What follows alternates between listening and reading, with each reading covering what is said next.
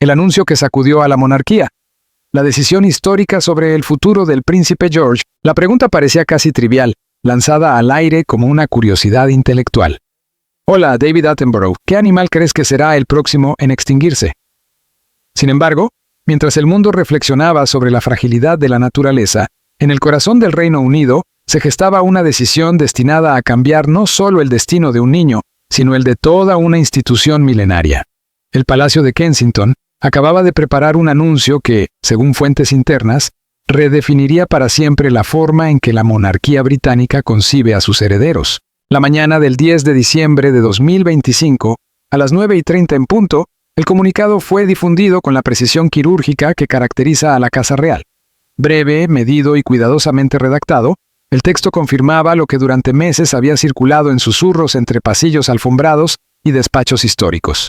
Se había tomado una decisión definitiva sobre la crianza, la educación y la preparación del príncipe George, segundo en la línea de sucesión al trono y futuro rey del Reino Unido. No se trataba de un ajuste menor ni de una actualización administrativa más. Era, en esencia, una reimaginación completa de cómo debe formarse un futuro monarca en el siglo XXI. Y, a diferencia de otros cambios graduales que la monarquía había introducido en las últimas décadas para adaptarse a los tiempos modernos, esta resolución era inmediata, contundente y, según el propio Palacio, irreversible. El impacto del anuncio se amplificó por su momento estratégico. Apenas 3 semanas antes, el príncipe William había concedido una entrevista poco habitual en la que habló con una franqueza sorprendente sobre las presiones de la vida real, su propia infancia y su determinación de ofrecer a sus hijos algo que él y su hermano Harry nunca tuvieron del todo: una infancia auténtica, protegida y emocionalmente sana. En aquel momento, muchos analistas interpretaron sus palabras como un ejercicio más de empatía pública, un discurso bien intencionado sobre el equilibrio entre trabajo y vida familiar. Hoy, a la luz de los hechos, esas declaraciones adquieren un significado completamente distinto. William no estaba improvisando ni reflexionando en abstracto. Estaba preparando a la opinión pública para una decisión ya tomada. La reacción dentro de los muros del palacio fue inmediata y profundamente dividida. Entre los altos cargos y cortesanos veteranos, algunos con décadas de servicio a la corona, el sentimiento dominante fue descrito por un exsecretario privado, que habló bajo condición de anonimato, como una mezcla de incredulidad y pánico silencioso. Para ellos, guardianes de la tradición y del protocolo, el anuncio suponía supervisar un quiebre radical con todo aquello que habían defendido durante su carrera. En contraste, la respuesta de la nueva generación de empleados reales, muchos de ellos contratados directamente por William y Catherine, fue muy distinta. Estos colaboradores habían sido testigos directos del esfuerzo casi feroz con el que los príncipes de Gales habían protegido la privacidad y el bienestar emocional de sus hijos frente al escrutinio mediático. Para ellos, la decisión no fue una sorpresa, sino la culminación lógica de años de planificación meticulosa. El Reino Unido mediático reaccionó como se esperaba, con una auténtica avalancha informativa. En cuestión de horas, los principales diarios publicaron análisis exhaustivos del comunicado, desmenuzando cada palabra, cada matiz y cada omisión. Las cadenas de televisión interrumpieron su programación habitual para ofrecer coberturas especiales, mientras corresponsales reales, acostumbrados a adelantarse a los movimientos del palacio, se vieron sorprendidos por el hermetismo con el que se había manejado esta decisión. La pregunta era inevitable: ¿qué había confirmado exactamente el palacio? Aunque el lenguaje del comunicado era diplomático, su contenido resultaba explosivo. Cada punto, por separado, habría sido significativo.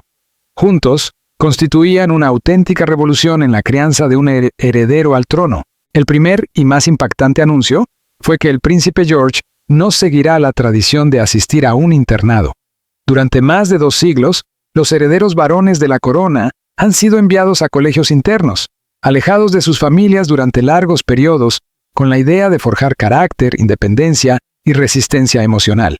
El rey Carlos III asistió a Gordonstoun, una experiencia que él mismo describió posteriormente como profundamente infeliz. El príncipe William estudió en Eton, con una vivencia más positiva, pero igualmente marcada por la distancia familiar en años clave del desarrollo emocional. George, en cambio, permanecerá como estudiante externo. Continuará su educación, probablemente en Lambrook School, y regresará a casa cada tarde. Según el comunicado, Esta decisión busca garantizar vínculos familiares sólidos, estabilidad emocional y una guía parental constante, sin sacrificar la excelencia académica. El segundo punto rompió otra tradición fundamental. El palacio confirmó que el príncipe George no realizará compromisos públicos en solitario hasta cumplir los 18 años. Aparecerá junto a su familia en eventos clave como el Trooping the Colour, celebraciones navideñas y actos nacionales relevantes, pero no representará a la monarquía de forma independiente durante su minoría de edad. La comparación es inevitable. William tuvo su primer acto en solitario a los 15 años. Carlos incluso antes. La presión por no cometer errores frente a cámaras y multitudes fue, según expertos en salud mental que han estudiado la infancia de los miembros de la realeza, un factor de estrés significativo y duradero. El comunicado lo reconocía de forma sutil pero clara. La decisión se tomó teniendo en cuenta la salud mental y el bienestar emocional de George, subrayando que la institución es lo suficientemente fuerte como para esperar hasta que su heredero esté verdaderamente preparado. El tercer punto, aparentemente menor, es quizás el más simbólico. En el ámbito escolar y privado, el niño será conocido como George Wales, no como Su Alteza Real el Príncipe George. El objetivo, explicó el palacio, es permitirle desarrollar relaciones auténticas, basadas en quién es como persona y no en el peso de su futuro título. Este gesto representa un cambio profundo en la forma en que la monarquía entiende la identidad de sus miembros más jóvenes, menos jerarquía, más humanidad. El palacio confirmó una serie de decisiones que, en conjunto, representan una ruptura profunda con la tradición. William y Catherine, príncipes de Gales, dejaron claro que desean que su hijo comprenda sus futuras responsabilidades sin que su identidad quede completamente absorbida por ellas durante la infancia. No se trata de negar su destino, sino de posponer su peso total hasta que George tenga la madurez emocional y psicológica para procesarlo. Uno de los puntos más contundentes de esta confirmación fue el relativo a la privacidad y el acceso de los medios de comunicación. El palacio fue inequívoco.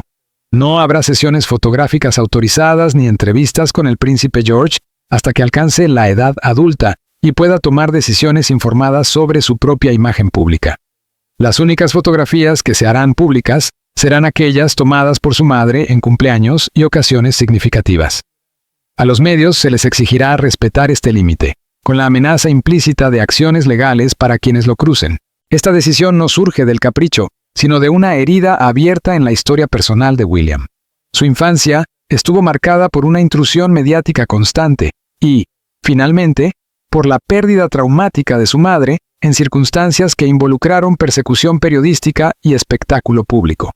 Al convertir esta protección en una política oficial del palacio, William no solo protege a su hijo, sino que utiliza todo el peso institucional de la monarquía para blindarlo de una experiencia que él mismo vivió como devastadora. Quizá el aspecto más revelador de esta transformación sea la manera en que George aprenderá sobre su futuro rol constitucional.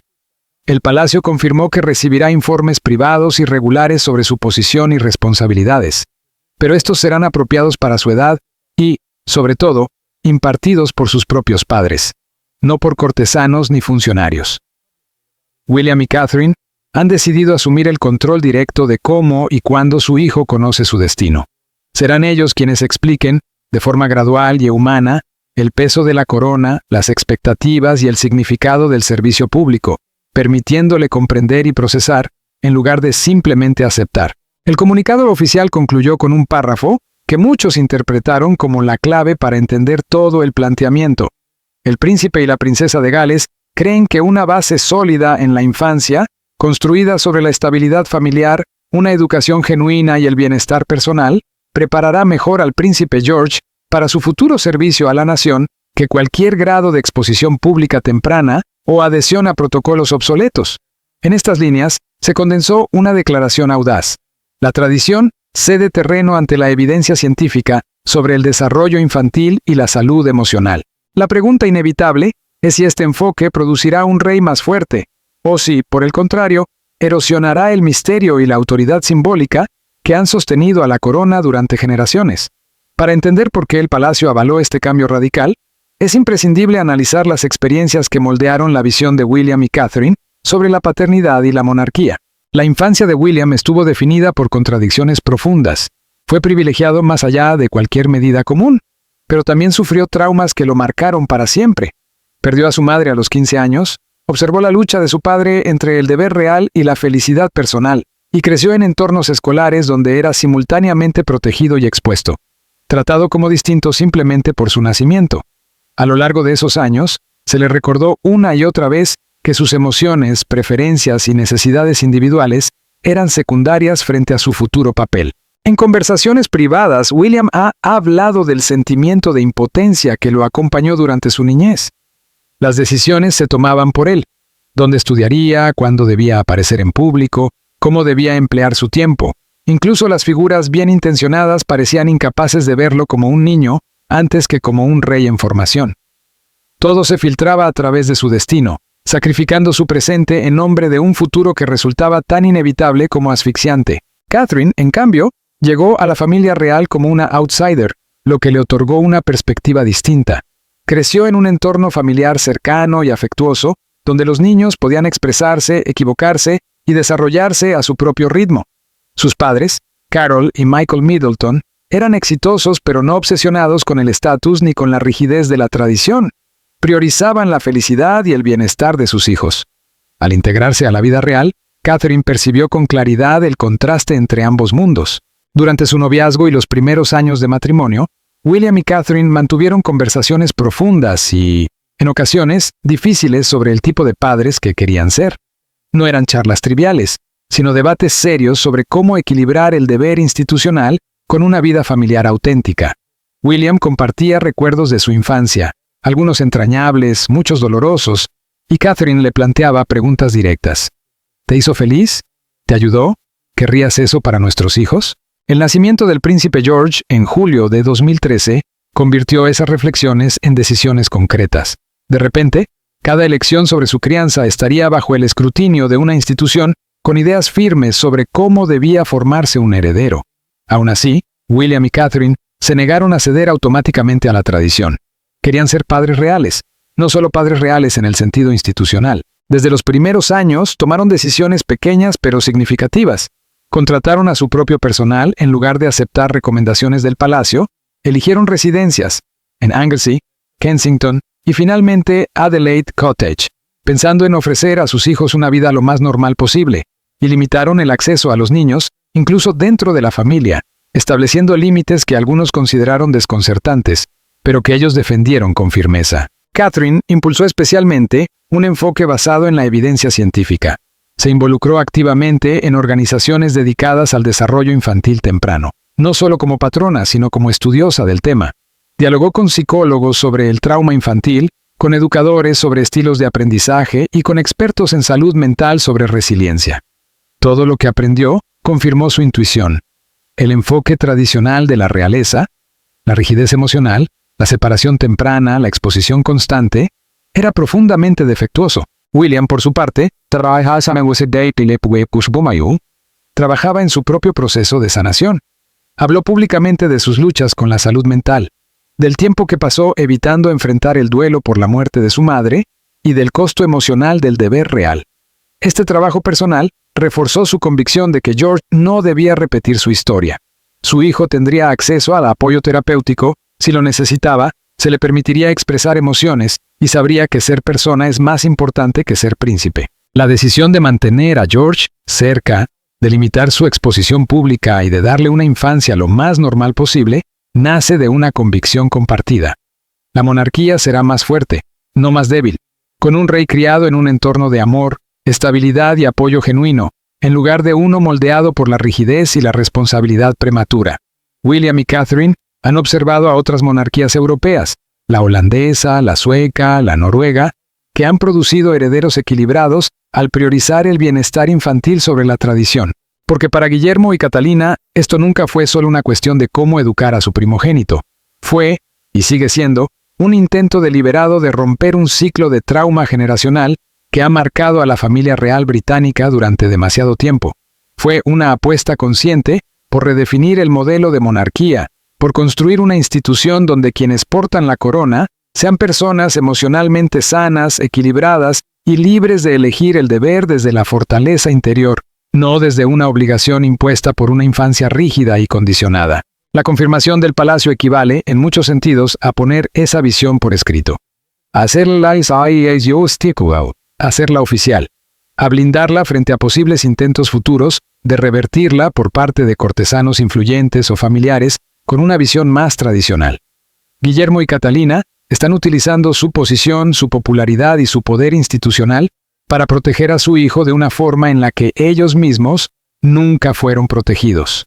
Y están apostando a que una monarquía basada en la conexión humana genuina y en el conocimiento moderno del desarrollo infantil conectará mejor con el público británico que una sostenida sobre nociones obsoletas de excepcionalismo real. Es una jugada arriesgada, sin duda. Pero para ellos, la alternativa, criar a George de la misma manera en que Guillermo fue criado, es simplemente inaceptable. Para comprender hasta qué punto esta decisión es revolucionaria, es imprescindible entender exactamente qué están rechazando Guillermo y Catalina.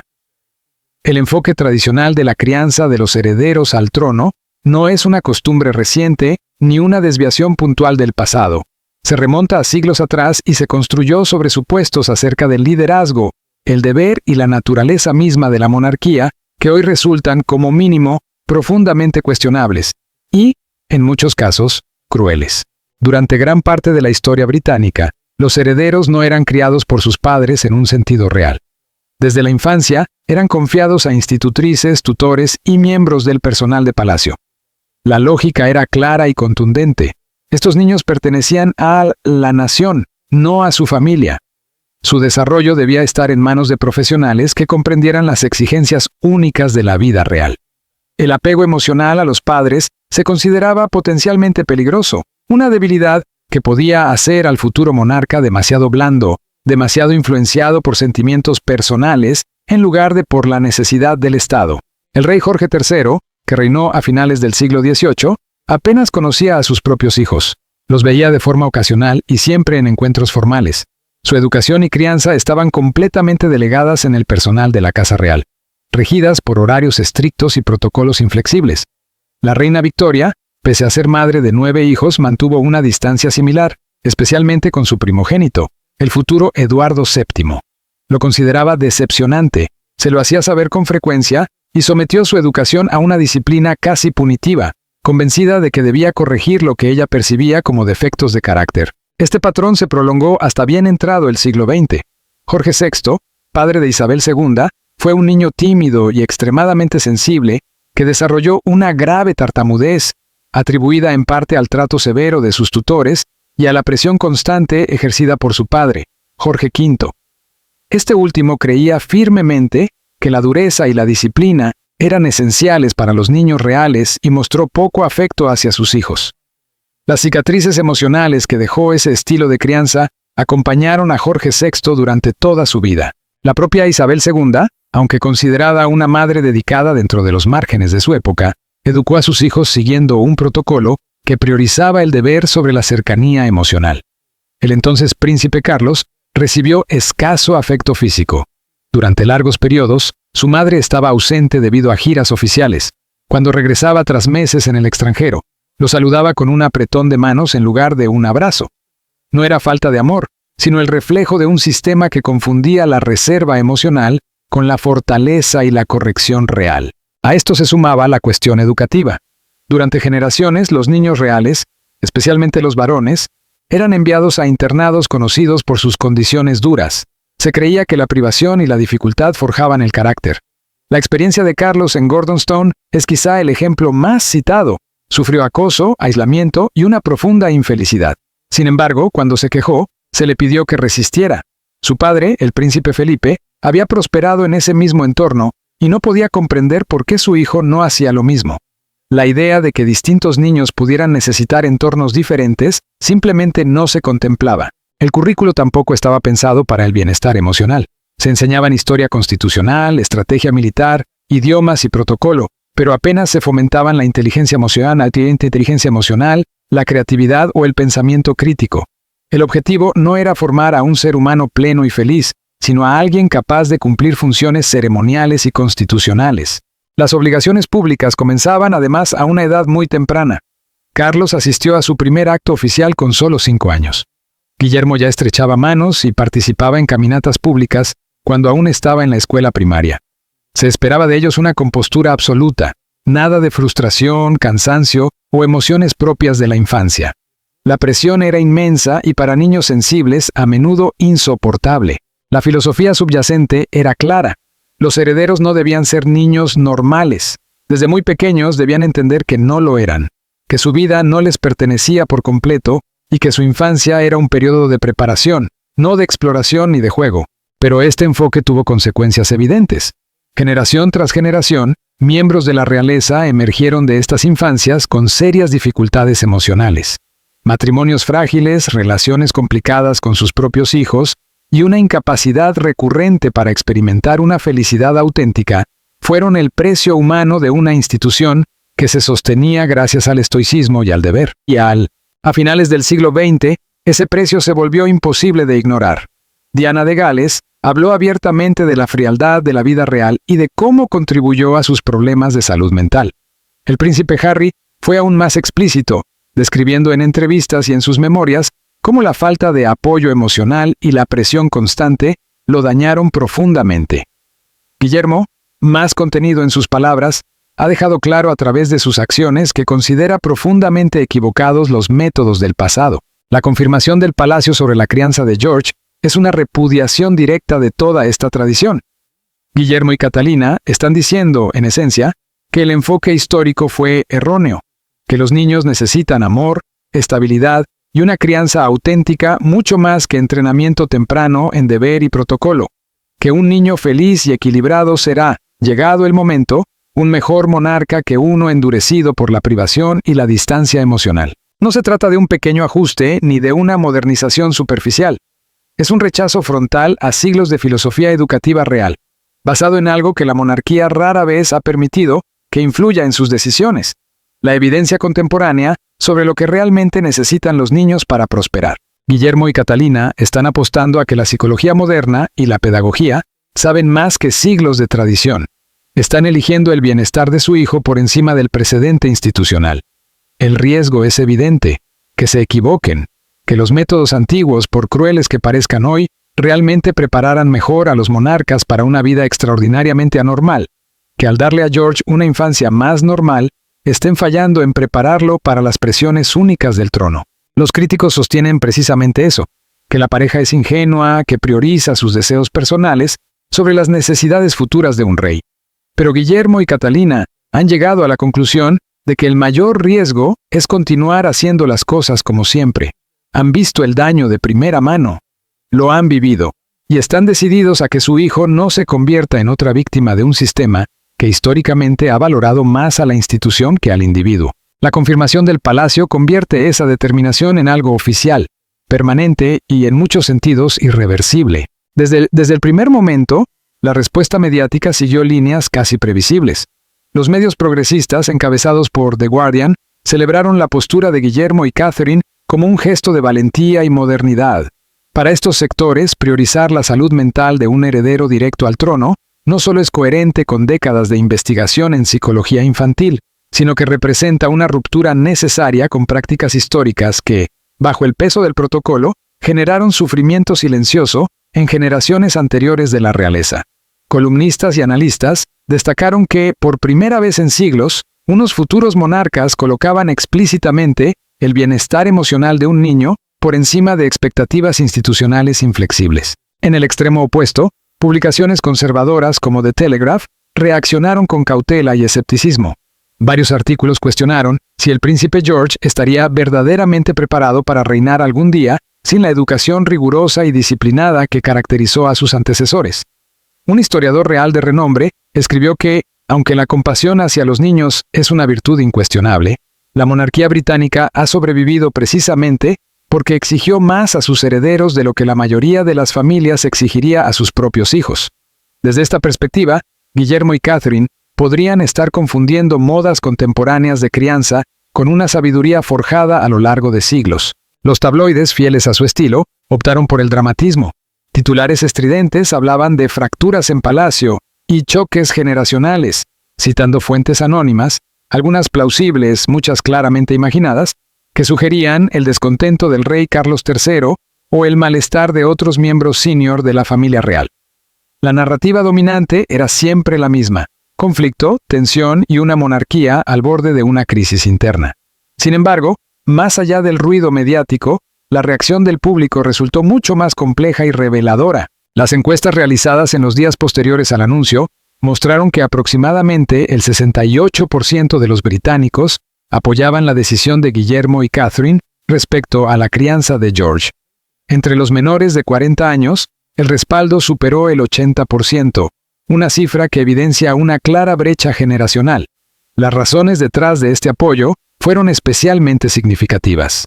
Muchos encuestados mencionaron sus propias experiencias con la salud mental o su comprensión de la importancia del bienestar emocional en la infancia para el desarrollo a largo plazo.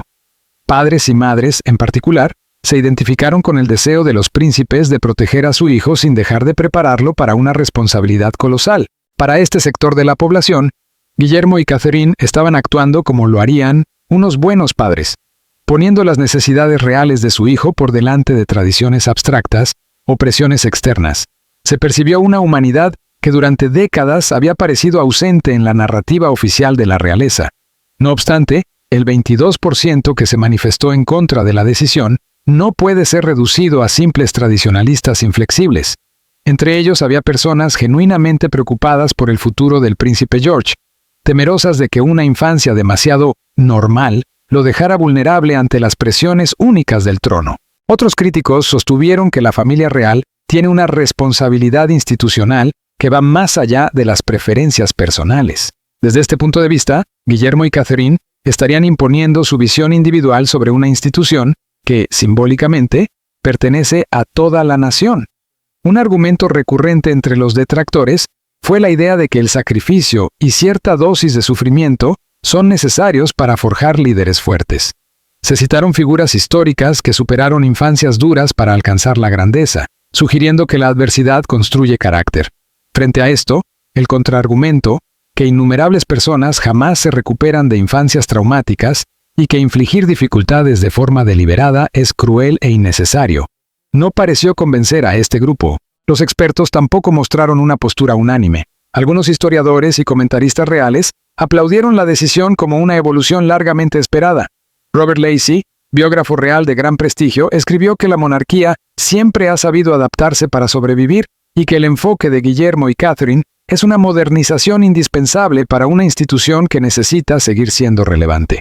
Según Lacey, el público apoyará con mayor facilidad a una monarquía que trate a sus miembros con humanidad y que forme futuros reyes emocionalmente inteligentes, conectados con la realidad contemporánea y capaces de manejar con madurez la presión mediática. Otros, como Hugo Vickers, expresaron reservas más profundas.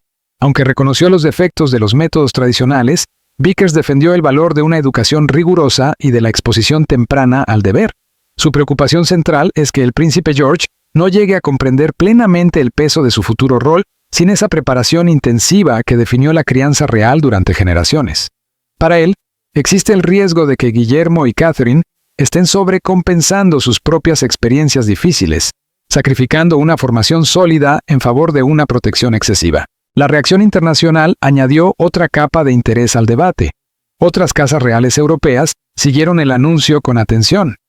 La familia real sueca, que ha modernizado con éxito la crianza de sus herederos, mostró su apoyo de manera discreta pero clara. La princesa heredera Victoria de Suecia ha criado a sus hijos combinando normalidad y preparación institucional, un equilibrio que parece alinearse con los objetivos de los príncipes de Gales. En España, donde la monarquía enfrenta sus propias presiones para renovarse, la decisión británica fue vista como una validación de reformas graduales orientadas a recuperar la confianza pública. En las redes sociales, el debate se volvió especialmente intenso. Padres de todo el mundo compartieron sus propias dificultades para equilibrar protección y preparación, muchos de ellos expresando solidaridad con Guillermo y Catherine. Defensores de la salud mental celebraron lo que consideraron un gesto histórico, una figura pública de enorme relevancia, priorizando el bienestar emocional de un niño. Pero también surgieron críticas feroces que acusaban a los príncipes de ser demasiado blandos, excesivamente influidos por la cultura terapéutica estadounidense y dispuestos a abandonar tradiciones británicas en favor de ideas modernas y pasajeras. Con el paso de los días, quedó claro que esta decisión tocaba cuestiones mucho más profundas que el futuro inmediato del príncipe George.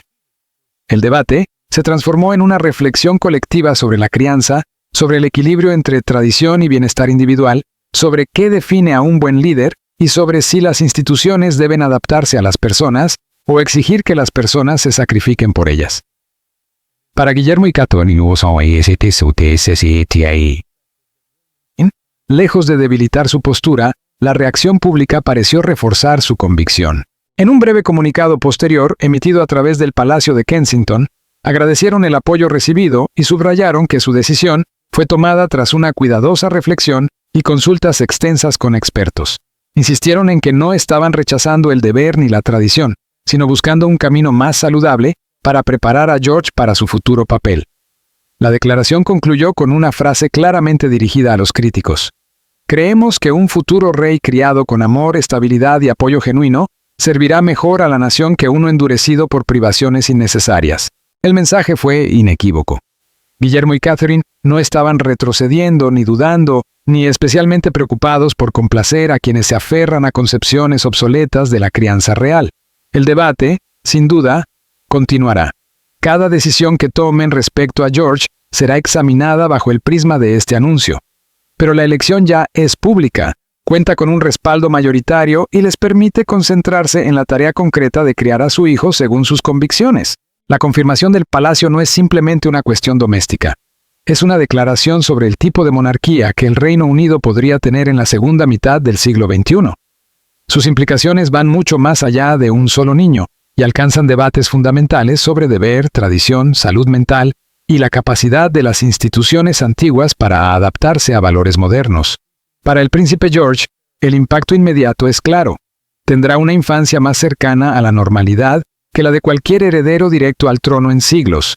Dormirá en su propia cama, desayunará con sus padres, volverá del colegio para cenar en familia, en lugar de pasar las tardes con tutores y personal. El príncipe George crecerá con un acceso a información, experiencias y libertades que ni su padre, el príncipe William, ni su abuelo, el rey Charles, ni generaciones anteriores de herederos al trono británico tuvieron jamás. Esta apertura, inédita en siglos de tradición monárquica, no es solo una ventaja, es también una carga silenciosa. George será plenamente consciente de que sus padres rompieron con normas ancestrales específicamente por él, y esa conciencia no es un peso menor. Saber que toda una institución se reconfiguró para proteger su infancia puede convertirse, con el tiempo, en una presión constante para demostrar que ese sacrificio valió la pena. Desde pequeño, escuchará que su crianza fue distinta, revolucionaria, incluso polémica. Sabrá que hubo voces que calificaron la decisión de William y Catherine como ingenua o irresponsable, y que algunos consideraron un riesgo innecesario apartarse de la disciplina rígida que formó a los monarcas del pasado. En ese contexto, no es difícil imaginar que George sienta la necesidad de probar que es posible ser, al mismo tiempo, una persona emocionalmente equilibrada y un monarca eficaz. Esa tensión, entre el individuo y la institución, marcará inevitablemente su relación con el rol que le espera. Al retrasar sus compromisos públicos en solitario hasta los 18 años, William y Catherine le están regalando algo excepcional en el mundo real: tiempo. Tiempo para construir una identidad propia, separada de la corona. Durante su infancia, no estará actuando de forma permanente para las cámaras ni cumpliendo con agendas oficiales ante multitudes. Tendrá espacio para descubrir quién es como persona antes de asumir plenamente quién deberá ser como rey. Esta decisión podría dar lugar a un monarca con un sentido del yo más fuerte y auténtico, alguien que elige el deber tras haber conocido la autonomía real, y no alguien que nunca conoció nada fuera de la obligación. Pero esta libertad también entraña riesgos. Es posible que, llegado el momento, George llegue a resentir las expectativas que caerán sobre él con todo su peso. Al ofrecerle normalidad y libertad, William y Catherine están asumiendo un riesgo calculado. Confían en que su hijo abrace su destino de manera voluntaria, y no que se sienta atrapado por él. Es una apuesta psicológica profunda, con consecuencias que solo se revelarán con el paso de los años. Para sus hermanos, la princesa Charlotte y el príncipe Louis, las implicaciones son distintas, aunque no menos relevantes. Ellos crecen en el mismo entorno protegido, con el mismo compromiso hacia una infancia lo más normal posible. Sin embargo, a diferencia de George, no cargan con la certeza de que algún día serán monarcas. Esa diferencia cambia todo. el enfoque adoptado para George influirá necesariamente en cómo se cría a Charlotte y Louis, y podría dar lugar a una generación de miembros de la realeza que primero se desarrollan como individuos y solo después como royals en activo. Este cambio tiene el potencial de transformar la dinámica completa de la familia real trabajadora. Si Charlotte y Louis crecen con opciones profesionales reales, con la posibilidad de explorar intereses y pasiones propias, podrían decidir servir a la monarquía de maneras innovadoras, alejadas de los deberes tradicionales. Podrían aportar experiencias externas y perspectivas nuevas, algo históricamente escaso en la institución. O bien, podrían optar por alejarse de la vida pública, siguiendo un camino similar al de los hijos de la princesa Anne, criados con vínculos reales pero con vidas mayoritariamente privadas. Para la monarquía como institución, las consecuencias a largo plazo son profundas y, sobre todo, impredecibles. Si el enfoque de William y Catherine tiene éxito, si George se convierte en un adulto seguro de sí mismo, competente y emocionalmente sano, que acepta su futuro rol, la decisión quedará validada y podría transformar para siempre la forma en que se cría a los herederos. Otras ramas de la familia seguirán probablemente el mismo camino, y la monarquía evolucionará hacia un modelo más humano y psicológicamente informado. Sin embargo, el éxito no está garantizado. Las presiones asociadas a la monarquía son genuinamente únicas. Existe la posibilidad de que una infancia relativamente normal deje a George poco preparado para las exigencias extraordinarias que enfrentará. Cuando asuma responsabilidades públicas y con el tiempo se convierta en rey, tendrá que lidiar con una exposición constante, una pérdida casi total de privacidad y expectativas que la mayoría de las personas no pueden ni imaginar. Si su crianza no lo ha preparado adecuadamente para esa realidad, las críticas serán feroces y las consecuencias significativas. También está en juego la cuestión del misticismo. Parte del atractivo histórico de la monarquía ha residido en su diferencia, en su separación del mundo ordinario. Los niños reales se criaban de forma distinta precisamente porque no eran, ni serían nunca, personas comunes.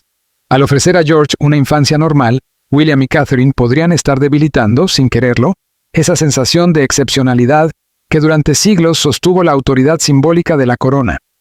O, por el contrario, podrían estar haciendo exactamente lo que la monarquía necesita para sobrevivir en una era en la que el respeto automático a la tradición se desvanece y el público valora cada vez más la autenticidad por encima del boato. Un rey criado con amor, estabilidad y experiencias reales podría conectar con los ciudadanos británicos de formas que sus predecesores no pudieron. Podría ser percibido como más cercano, más humano y precisamente por ello, más digno de apoyo. Esta visión choca y dialoga, al mismo tiempo, con la de su abuelo. El rey Charles tiene su propio proyecto de modernización, centrado en racionalizar la institución, reducir costes y reforzar su papel en cuestiones contemporáneas como el cambio climático. El enfoque de William, en cambio, se centra en cómo se cría y se cuida a las personas que sirven a la institución, priorizando su bienestar psicológico y su realización personal. Ambas visiones no son incompatibles, pero sí reflejan prioridades distintas. Charles se preocupa por la relevancia y la sostenibilidad institucional de la monarquía.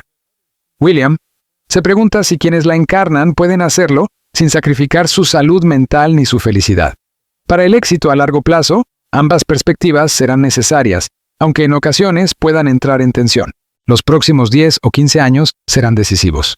A medida que George atraviese la adolescencia y se acerque a la adultez, veremos si este enfoque produce un joven capaz de transitar con soltura hacia la vida pública. Observaremos cómo responde al aumento inevitable de la atención mediática y del escrutinio público. Veremos si la infancia estable y afectuosa que recibió se convierte en una base sólida, o si el cambio abrupto hacia el deber público genera dificultades. Si George prospera, si emerge como un adulto seguro, elocuente y emocionalmente inteligente, listo para asumir su papel, la decisión del palacio será reivindicada. Se hablará de un punto de inflexión en la historia real. El momento en que la monarquía eligió a las personas por encima del protocolo y triunfó gracias a ello. Las generaciones futuras mirarán este anuncio como el inicio de un modelo más sano y sostenible para las familias reales. Pero si George tropieza, si la transición resulta problemática, si parece no estar preparado para las exigencias del cargo, los críticos dirán que tenían razón. Argumentarán que la tradición existía por motivos fundados, que los métodos antiguos funcionaban aunque fueran duros, y que la modernización bien intencionada de William y Catherine fue un experimento peligroso que puso en riesgo tanto a su hijo como a la institución. Lo más probable es que la verdad se sitúe en un punto intermedio. George afrontará éxitos y desafíos, se beneficiará de ciertos aspectos de su crianza y luchará con otros. La decisión del palacio no salvará ni destruirá la monarquía, pero sin duda la moldeará de manera significativa. Lo que sí es indiscutible es que William y Catherine han actuado conforme a sus valores más profundos. Han estudiado la historia, escuchado a los expertos, reflexionado sobre sus propias experiencias y han llegado a la conclusión de que el amor y la estabilidad pesan más que la tradición rígida. Han utilizado su posición para proteger la infancia de su hijo de un modo en que ellos mismos desearon haber sido protegidos, aun sabiendo que serán juzgados con dureza si su apuesta no da resultado. El palacio ya ha confirmado la decisión. El rumbo está marcado. Ahora solo queda observar cómo el príncipe George crece bajo este nuevo enfoque, cómo recorre el camino que sus padres han elegido para él y finalmente, cómo decide por sí mismo qué tipo de rey quiere ser.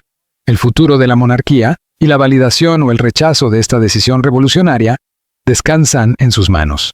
Unas manos que, gracias a William y Catherine, habrán sido moldeadas por una infancia con más amor, seguridad y normalidad que la de cualquier futuro monarca británico en la memoria viva.